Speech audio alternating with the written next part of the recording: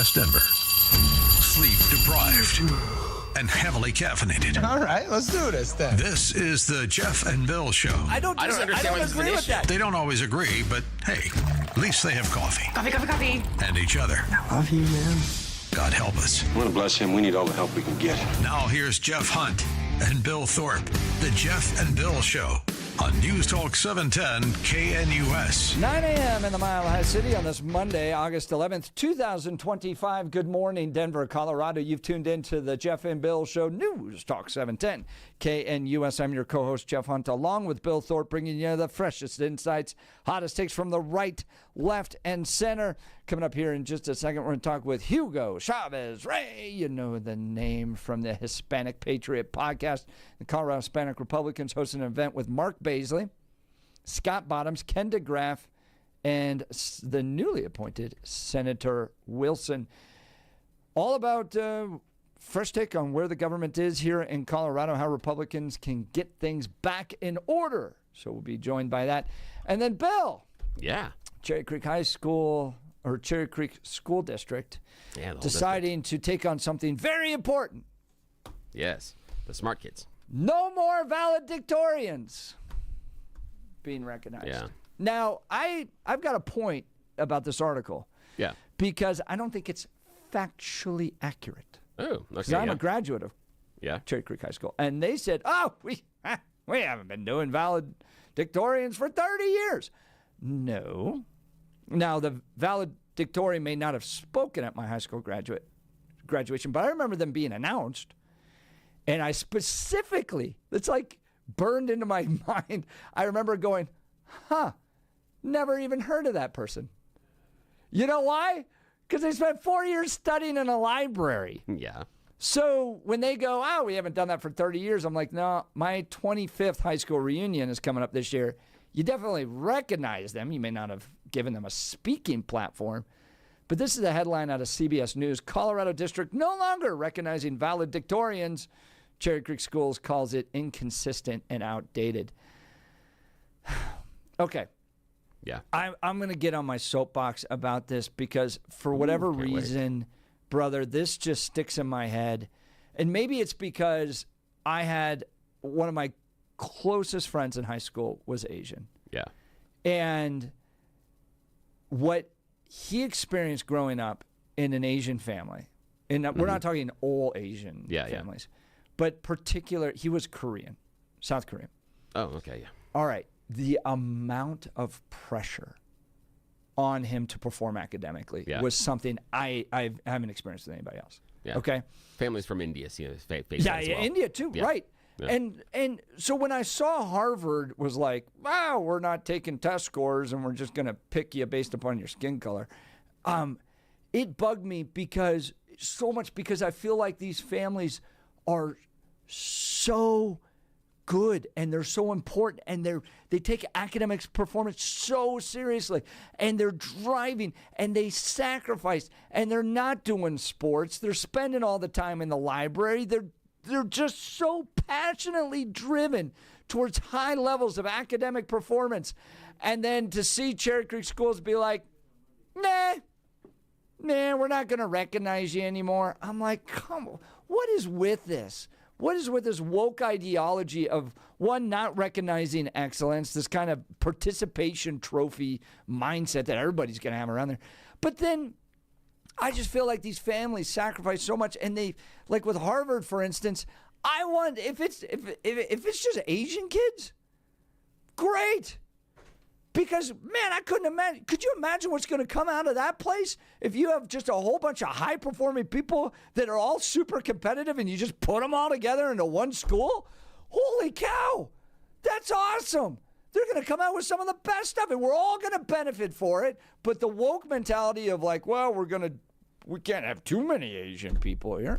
It's crazy to me. So I get worked up over this. We'll talk about it. We got Hugo, Chavez, Ray coming up next. But, man, Cherry Creek Schools no longer recognizing valedictorians bothers me. But now it's time for News and Comment with Blake Olson. Blake Olson. Blake Olson, News and Comment.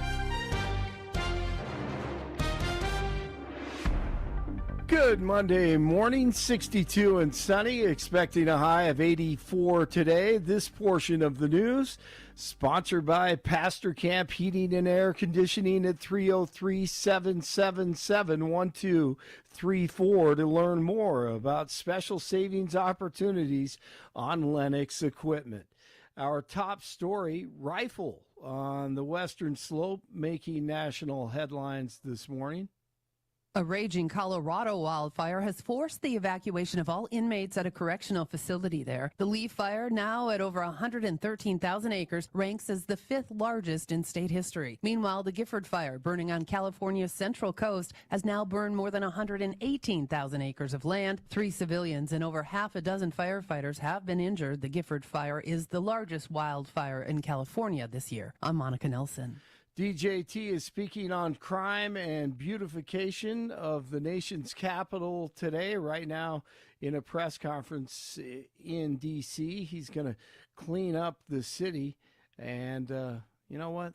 Thank God for him. This is Liberation Day in D.C., and we're going to take our capital back. We're taking it back. Under the authorities vested in me as the President of the United States, I'm officially invoking Section 740 of the District of Columbia Home Rule Act. You know what that is? And placing the D.C. Metropolitan Police Department under direct federal control, and you'll be meeting the people that will be directly involved with that. Very good people, but they're tough, and they know what's happening, and they've done it before. In addition, I'm deploying the National Guard to help reestablish law, order, and public safety in Washington, D.C., and they're going to be allowed to do their job properly. And you people are victims of it, too. You know, you're reporters, and I understand a lot of you tend to be on the liberal side, but you don't want to get mugged and raped and shot and killed. No doubt. Dude, hey, Denver's next. This could absolutely be a game changer. I think serious, so. Man. If right there with you. Residents of cities get a chance, we never just get a chance to see what a Republican can do. I mean, we haven't had a Republican elected mayor of Denver since like the 60s. And so these cities just become hellholes of crime and feces and homelessness and drug addiction. And we keep going, well, elect a Republican. Never elect a Republican. Never. So it just kind of trudges along. Is a crap hole city. Now we got a chance because of the way the Constitution's set up to take control of a city and then make it look great. And then people might go, can you imagine Los Angeles starts electing Republicans? Oh, San Francisco, Republicans? Oh, Look what that'd they be did. so cool. They turned D.C. around. It's beautiful. Everyone's having a great time. Look at all the sales revenue coming in. Absolutely. Man. This could be huge. I agree with you. I'm all about the aesthetics of a city, man. Right. I mean, I hate graffiti and all that. And I'm an artist. I think graffiti and all that crap, if I see litter on the street, I hate it. It's horrible. So that's a big deal going on right now. 47 and Russian President Putin are set to meet in Alaska on Friday to discuss an end to the war in Ukraine. Trump announced on Truth Social late last week he'll meet with Putin face-to-face this Friday. Meanwhile, Ukrainian President Zelensky says his country will not let Russia deceive the U.S. as the meeting looms. He said in an address Sunday his team was working with the U.S. and that not a single day goes by without communication on how to ensure real peace. No word yet on where Zelensky will be as Trump and Putin meet. I'm Monica Nelson. Since we're talking about lefties. Basically, it's the story of how an unelected state commission has used obscure rules and shifting targets to go after a family-owned private oil business that's operated in Colorado since 1984. Jan Schumann and Heidi Ganal on with Jeff and Billy this morning. They have a 3-part series in the Rocky Mountain Voice. On the left, attacking the oil and gas industry in Colorado again, led by, of course, Governor Polis. The Energy and Carbon Management Commission, i.e., the commission that will destroy the well-being of Colorado, with Polis leading the way. I think it's really important to realize how this could happen to anyone. If you could spend $15 million of your own money to just try to fight all the regulation, to fight all the targeting, this could really happen in any industry in Colorado, but especially in oil and gas, because we have a history of Polis being very anti-oil and gas, and he's got a state legislature and he's got a state commission with the ECMC that do his bidding. Once again, you can check out the series and the articles at RockyMountainVoice.com. John Bolton, remember him? Oh, he loves war, and he hates DJT. And even, what's his name? Jonathan Karl, ABC, gives 47 credit, but not Bolton. You've been highly critical, obviously, of Trump's foreign policy generally, and specifically on this case. Does he deserve some credit, though? He's had a string of what seemed to be legitimate foreign policy successes. You had the Azerbaijan-Armenia deal that was announced at the White House.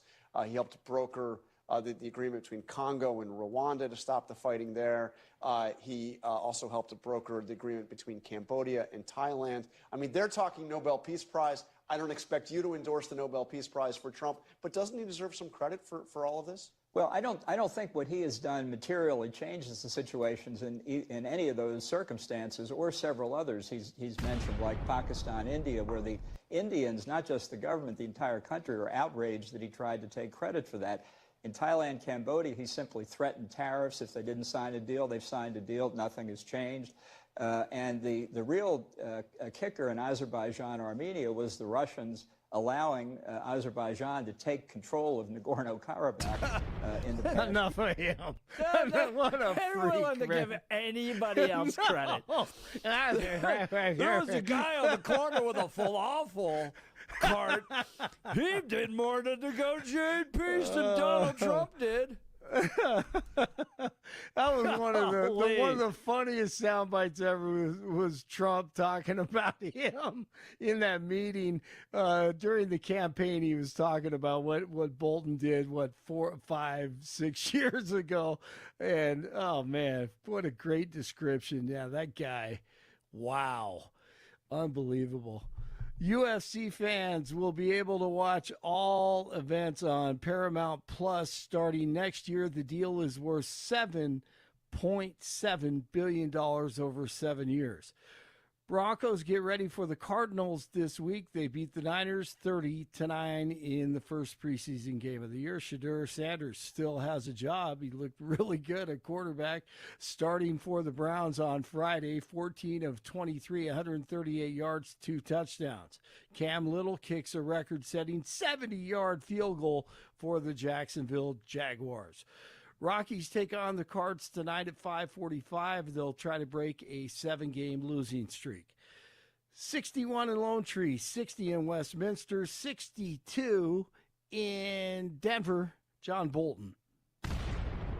Blake Olson, News Talk 710 KNUS. The Denver forecast is early Monday. A few clouds this morning, temperatures in the mid-50s by daybreak. Then for the rest of your Monday, sunny skies, highs around 85. Overnight lows down to 60. Tuesday, highs around 90 with mostly sunny skies. Weather brought to you by L&L Heating and Air Conditioning. For quick, trustworthy, and dependable service, call L&L Heating and Air Conditioning at 720-851-1691. Visit them online at bestdenverhvac.com. That's bestdenverhvac.com. You'll be comfortable with L&L. I'm day weather meteorologist Patrice Sutter in the 710 KNUS Weather Center.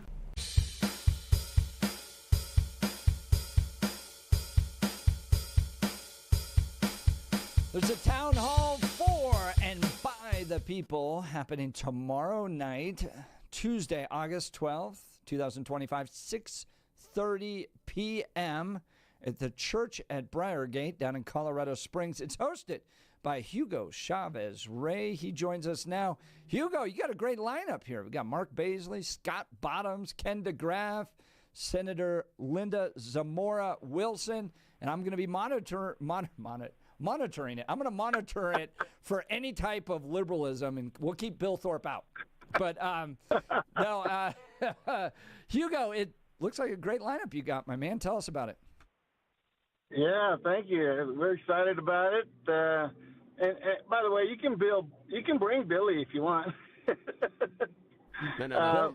Wait to make tomatoes. We're I've seen those excited shows. We're definitely excited about the lineup and looking forward to a great event.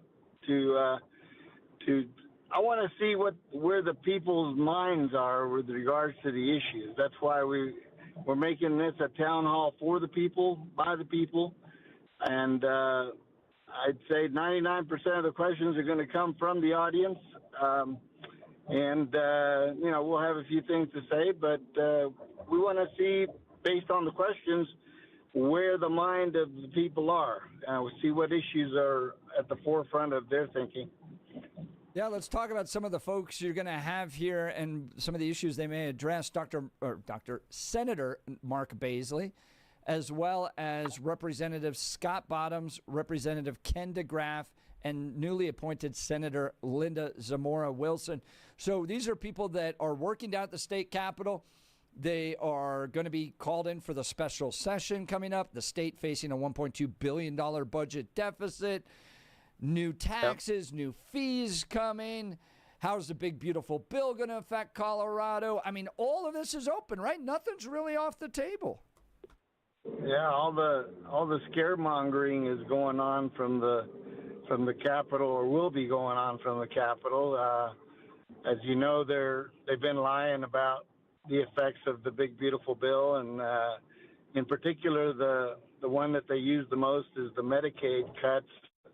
What they fail to mention is that most, if not all, of the cuts are about illegal immigrants. It has nothing to do with regular citizens.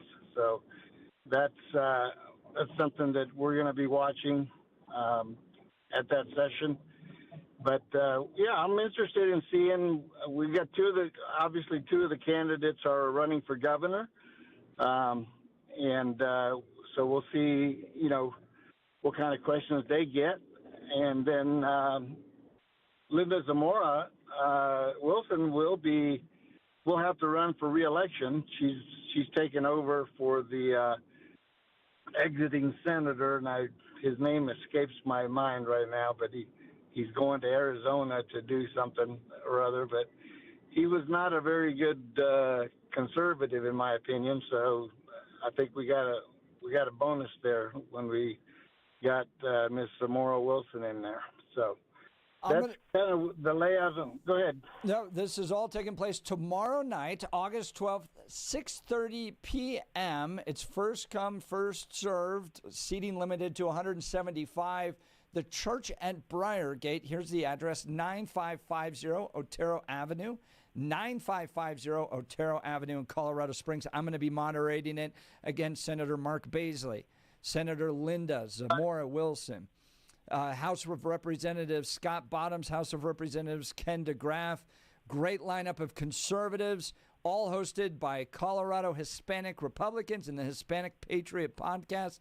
It's going to be a lot of fun. I'll have the link up on my X account. If you go to x.com/Jeff Hunt, you can see it there. First to attend, first come, first serve. Go ahead, Hugo. Yeah, don't forget, it's going to be live streamed as well. So right. Across all our platforms, YouTube, X, Facebook, and Rumble. So it'll be available for those that can't make it in person. It'll be live streamed.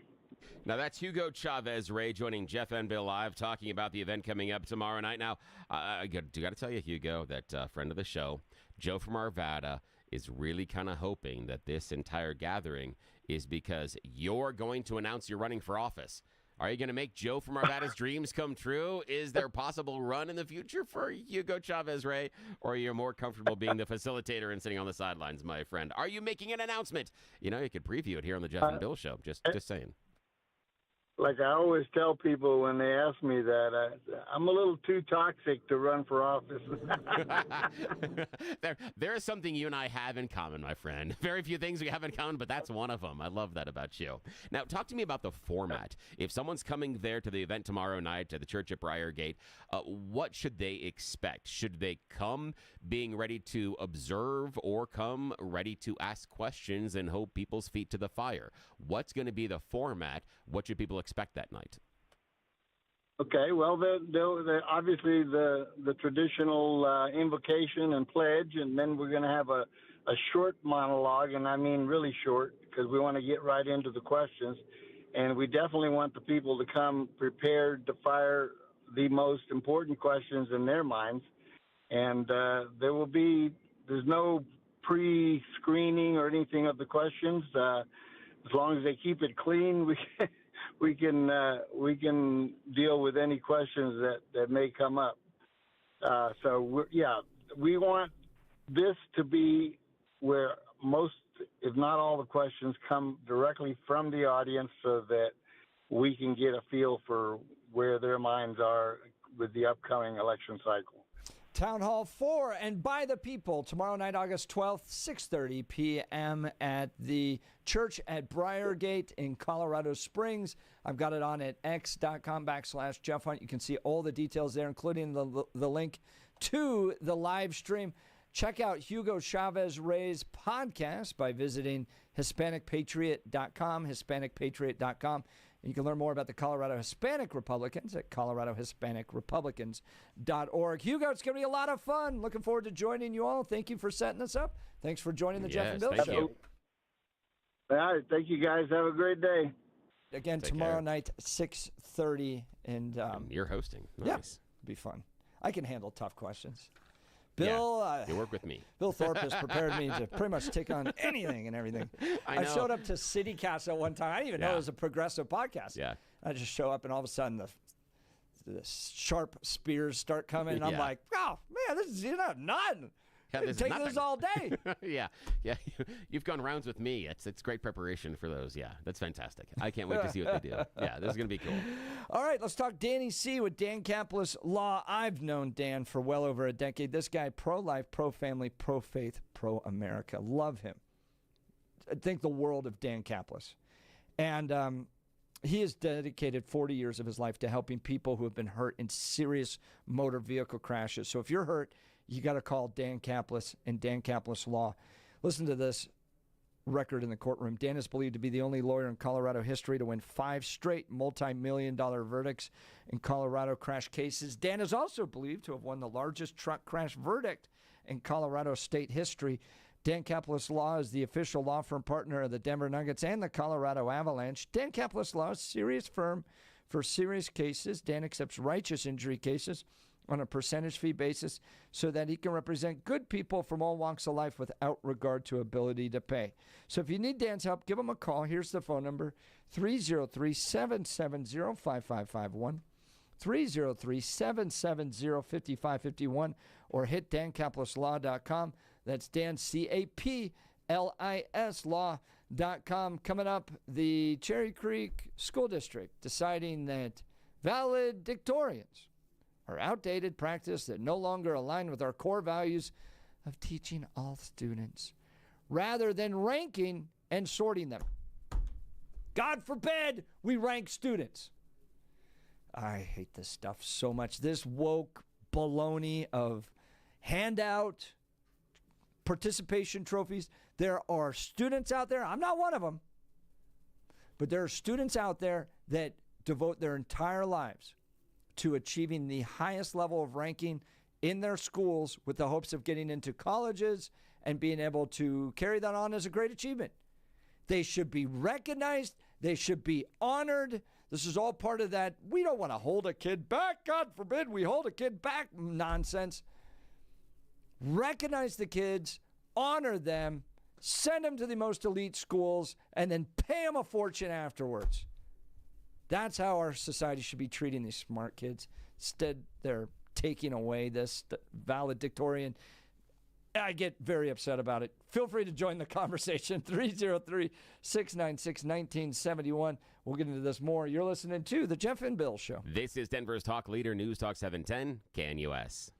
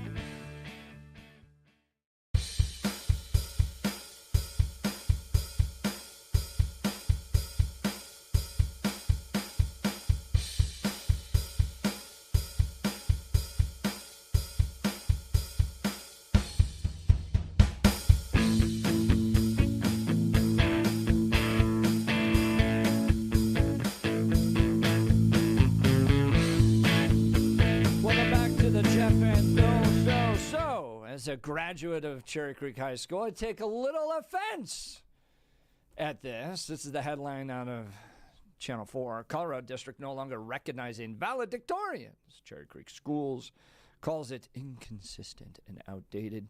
Students at Cherry Creek Schools head back to class on Monday, but beginning with the graduating class of 2026, the district will no longer recognize valedictorians, and the students will not be given the title. District says it's an outdated and inconsistent process. But some former and current students don't agree. I don't agree.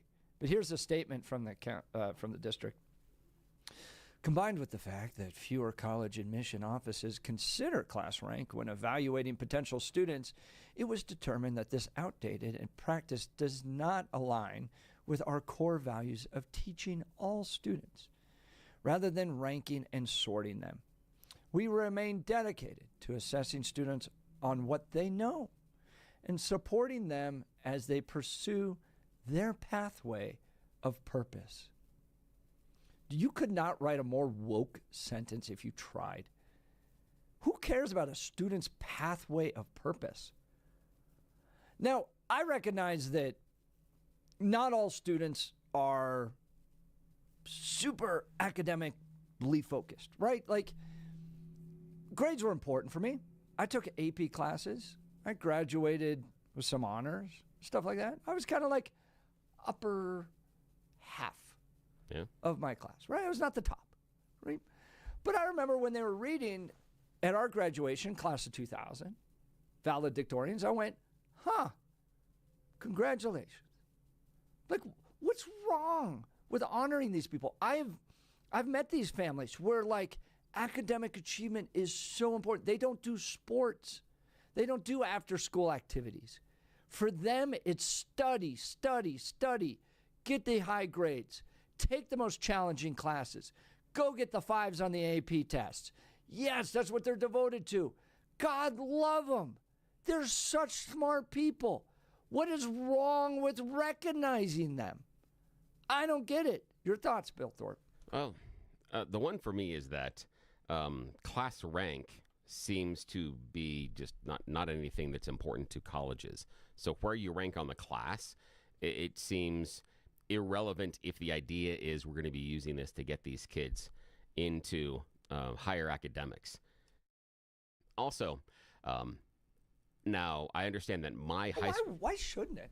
Well, again, it's not a matter of why. It's a matter of the colleges don't care. Because remember, the colleges, some of the things that'll get you into college, in addition to how well you performed on not only, the SAT and ACT test, but also how you performed in school, also is, are you in the theater program? Are you part of the band? Can you play a sport? Sure. All they of those want a work. well-rounded student. Yeah, and the other part is, can your parents buy us a new library?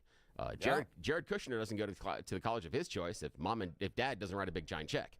Kushner doesn't get into the college that he wants. So there's lots of those things happening. And so the idea that someone can just based on their paycheck, write a check to get someone in and take a spot from someone else. We already have those type of things happening. We look at the college admission scandal from a number of years ago. These were some high profile people inventing fake sports profiles to get their kids into Let's talk about the entire district. The entire district has decided we're not going to rank any of the kids anymore because, God forbid, I think somebody might be offended, but who cares about your pursuit of pathway of purpose? Like, this seems like progressive woke fluff that, rank the kids. I'm sorry. Be embarrassed with your ranking. What's wrong with being embarrassed about your ranking? I'm a lower part of the rankings of my school. Good. Get to work. You're not performing better than half the people in your class. There should be a little public shaming that takes place here. But again, we don't announce the rankings for everybody in the graduating class. You guys only announce the top. So where you fell was largely irrelevant. Whether or not you were in that top third, top half, bottom quarter, or bottom 4 students of the school. Didn't matter. So outside of that handful of kids, there's no public shaming. That kid that graduated last in your graduating class, there's no public shaming to that. Well, then he that wasn't announced. seems to go against their statement here, because they feel like they need to teach all students. No, but rather that than would be ranking teaching all. and sorting them. That would God be teaching all forbid students. we sort the students. That would be. What's wrong with sorting students? Hey, Johnny, you're dope. You got bad grades. Get to work. They already do sort the students, though, based on AP and honors and IB programs, stuff like that. Not Johnny. They're also sorted, though. So the students already are sorted. So the idea of this being a public shaming, unless you're going to publicly announce where everybody ranks, there's nothing there. The thing that I've got problem with as far as valedictorians, and one, you talk about the kids that are being super academic and eschewing sports and extracurriculars. Again, my high school experience is different than some. That's not the top of the top in my class. The top of the top in my class, our valedictorian was an all-star wrestler. Also competed in track. So he had done multiple things. So the idea that you have to eschew those other things in order to be the academic superstar, I disagree with. What I have seen, though, is certain choices in classes that because we've gone to weighted grades, that kids will make certain choices in classes, not based on what they might be interested in, what could help them later on in life, but based on how many points they can get. And if you, for whatever reason, if you're in one class that's an AP, if there are 2 AP classes and one teacher grades a little bit harder than another one, then one of those kids that is challenging for valedictorian could be behind by 0.2 of a point.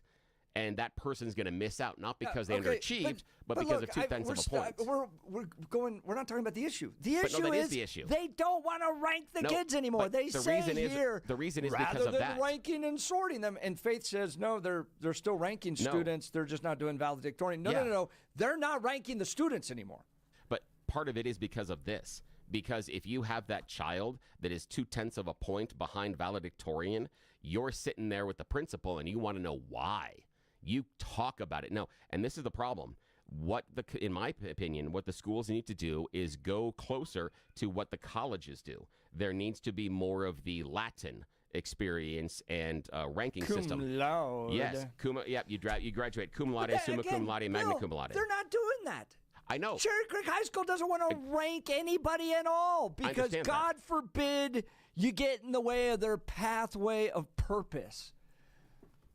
But the issue for me is that's how I would do it. The idea of not having a valedictorian or salutatorian doesn't matter to me because I've seen that. Also, I've seen not colleges, but high schools come out with we have 5 valedictorians. Well, 5 people can't be the best. That's a group. The valedictorian should be the best person. But still, there's not a single. Recognize them. Who cares? Recognize all 5 of them. Make them magna cum laude. That's it. That's why I go with the grouping system. That's why I go with the grouping. Cherry Creek School District's not even going to do that.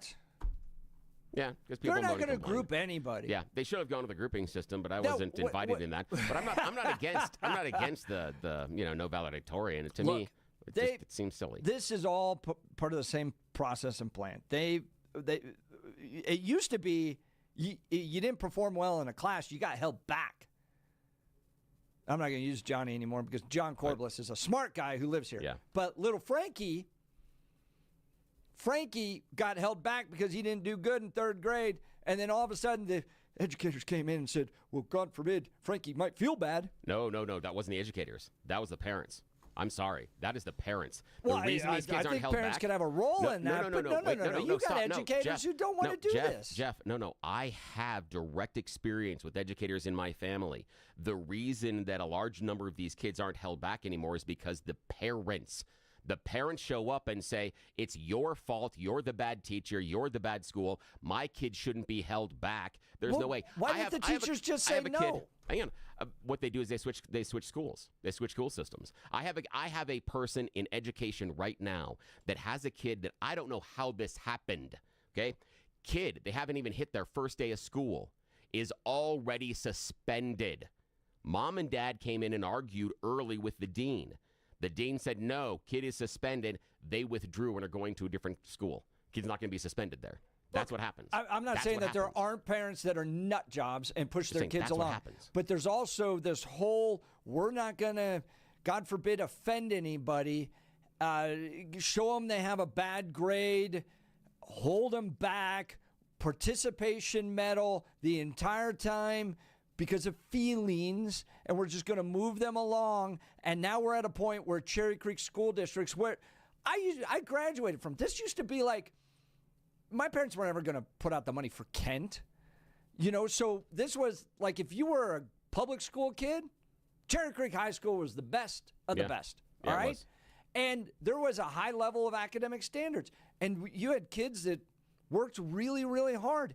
And now we're at a point where, this statement is just, sorry, it's a bunch of baloney. Well, here's the problem, We're though. not going to rank or sort them because we want to support them on their pursuit of their pathway of purpose. Yeah, but I will guarantee you that part of the reason, not the entire reason, but part of the reason is that these schools got tired fighting with parents about why my kid isn't number one. How dare you put my kid at number two? The same reason that you have that parents come in and complain, you can't hold back my kid. How dare you fail my kid? My kid's not the failure. You're the failure as a teacher. You're the failure as a school. Heard that over and over and over again from friends. And this is the idea is parents refuse to take the responsibility. The child refuses to take the responsibility. And and that's part of it. And yes, someone may not have handed in the project on time, or someone might have gotten a lower grade on a project, and that bounces the person from spot 1 to spot 2. Oh, those parents, again, remember, you're talking about families in which that academic achievement is paramount, and that kid slips on one assignment and goes from number 1 to number 2, those parents aren't looking at the kid. Again, they're looking at the school. Bill, I understand that there's school. parents that are nut jobs out there, but to throw out the entire system and decide, that's not what they say here. They don't go, due to parents' pressure, we've decided. They don't say that at all. I know. They say, they can't. Rather than ranking and sorting them, we're going to support them as they pursue their pathway of purpose. Yeah. It's woke fluff. No, they have to. It is. I agree with you. It's fluff. Anybody. No, I agree with you that it's fluff, but they have to come out and say it that way because they come out and say, y'all complain too much. You make this a pain in the ass. If you'd shut your mouths and let us do this thing, we'd keep doing it. But y'all come in and complain all the time. I see this as a direct line all the way to what you did with Harvard, where, God forbid, we put a bunch of Asian successful kids there because we got to judge people on skin color. We had a whole we got to judge people based on whether or not mom and dad went there. We had a whole U.S. Supreme Court case on this, and what you saw happening at universities, what was being exposed at universities, was what I consider, what I think is right, racism. They were going, we have too many Asian kids. There's too many kids here with a certain skin melatonin. We're going to start denying them, even if they're doing great on their test scores, and we're going to bring in lower performing people because of their skin color. The U.S. Supreme Court decided you can't do that. Affirmative action is done. But you see these problems throughout education where, for whatever reason, high-performing people aren't allowed to achieve. We shut them down in college campuses. We're not going to honor and recognize them in high schools. And in my mind, it's an act of lunacy for our culture that the most high-achieving people aren't rewarded with the best opportunities, because the way I see it, I'm never going to go to Harvard, but a Harvard chock full of really smart people, regardless of what their skin color is going to benefit me. So I feel like I'm losing out because our education system decided that for whatever reason, high-ranking people performing really well aren't going to be allowed to be honored, recognized, or attend the college that they choose. Well, Harvard might not be the best choice because Donald Trump says that Harvard's a cesspool of Marxism and communism and turning everybody woke, despite the fact that a large number of lawmakers, many of which are in the Republican Party, have that diploma from Harvard on the wall. Yet somehow they managed to skirt the system. And again, I understand the anger and disappointment that you have, but for me, if you're talking about bringing only the high achievers into the school, okay, then get rid of legacies. Do that first, then get rid of the ability for anybody to buy their way on campus because mom and dad buy a wing in the new library. If you cut those out, then I'm with you on the idea. I'm not dismissing that's a terrible idea, but let's rank them. What's a worse decision? Legacies. Really? Oh, yeah. You know why? You think why? somebody that comes from a successful family that was going to pour a lot of money into the institution and probably has some pretty high standards on their kids because you don't get successful without having high standards. No. You're making an assumption there. You're making an assumption. Well, you're based making on the assumptions that they're not. No. I want them to. No, what I'm asking for is for them to compete with everybody else and get in. I'm not asking them that because your last name is something that you get a leg up because mom and dad or your grandfather went there before. You think that's a worse decision for the institution than choosing somebody's admittance based on race? No, I didn't argue based on race. I'm talking about just choosing people in general based on merit. I'm looking for merit. And the idea of, and what I'm saying is yelling and screaming about, oh my God, they're doing this on race, that is a fair critique.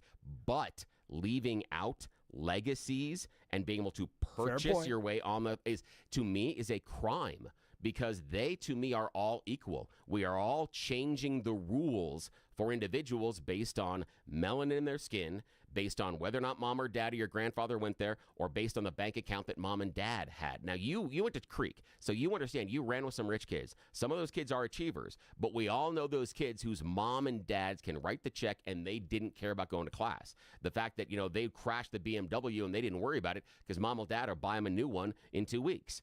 And those are the people that end up with degrees like Harvard and Yale because they're legacy. I just want them to compete with everybody else. I want the person that comes from a middle class or poor background here in Colorado that's coming out of Creek, along with the rich kid that's coming out of Creek, to both be able to have that achievement possibility at Harvard based on their merit. So, Bill, that's what I'm looking for. You and I are there together. Yes, we are. We are there on performance, and lo and behold, Cherry Creek School Districts don't want to rank or sort people at all. Yeah. Again, I disagree with the entire idea of just ranking. I would go with the, magna cum laude, summa cum laude. That's where I would go with it as far as groupings. But I still do think that, and somewhere along the line, there is an Excel spreadsheet that already ranks the kids based on class performance. Now, there are going to be a number of ties. Just like, based on GPA, a number of kids are all going to have the same 3.9 GPA. So you could have 35 people at spot number 15. Perfect. And that's fine. No worries. Yeah, and I'm fine with that. And I do agree with that. There should be some sort of a ranking system.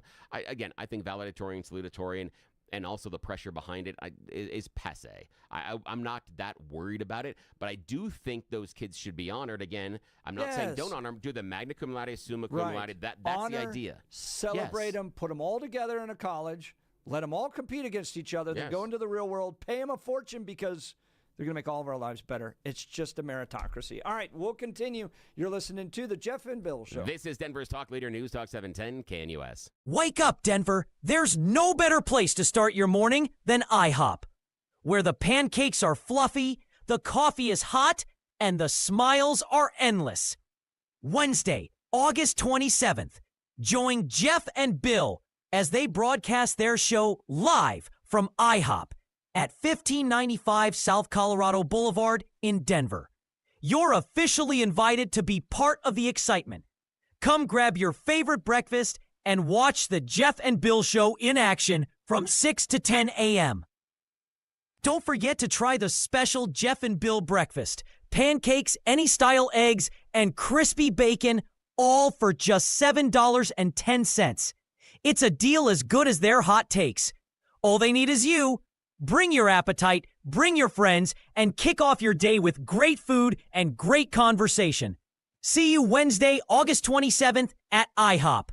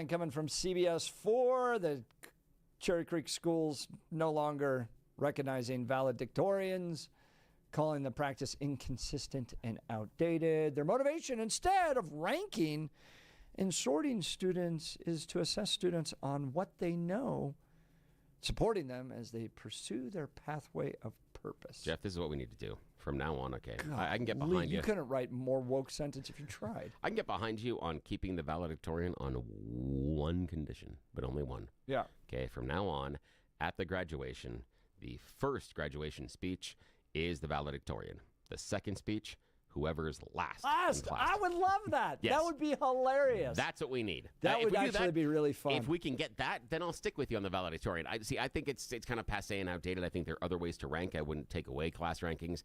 But if we're going to do this thing, and if it's really deep in your heart that we need to have this, that we got to have this valedictorian, the person that ends up number one, fine. But let's also recognize the person that ends up Brilliant last. idea. Just because. It would actually make those ceremonies more fun, too. Hell yeah. 2033 texting in, you Cherry Creek kids had the best parties. Ragers. Yeah, you did. Been to several of those. Oh, hopefully my mom's not listening. All right. We'll be back tomorrow. You're listening to The Jeff and Bill Show. This is 710 KNUS.